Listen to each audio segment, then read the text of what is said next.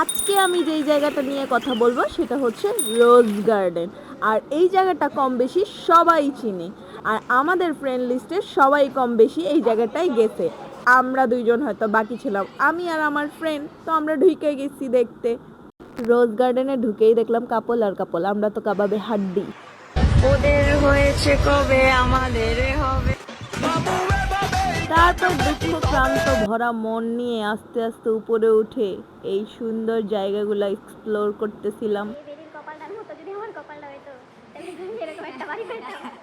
সবাই আমরা ছবি তুলতাম, আমি এসে আমার ফ্রেন্ডে আমি এটা বলতেছিলাম যে এই মহিলার মতো যদি কপাল হইতো তাহলে এরকম একটা বাড়ি আমিও পাইতাম, কিন্তু আফসোস যে আমার এরকম একটা কপাল নাই।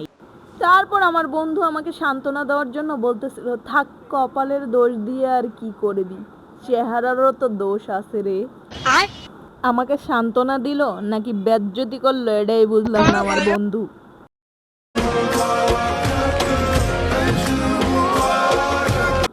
ভিডিও করে আর ছবি তুলে আমি এত খুশি ঈদের মতো, কিন্তু এই যে খুশির পিছনে যে আমার কত কষ্ট লুকায় আছে এটা তো কেউ দেখে নাই।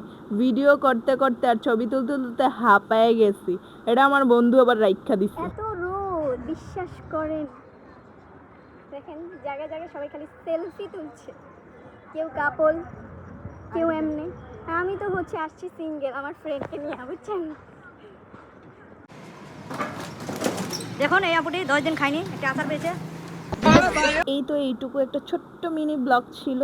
সবাই ভালো থাকবেন, আল্লাহ হাফেজ।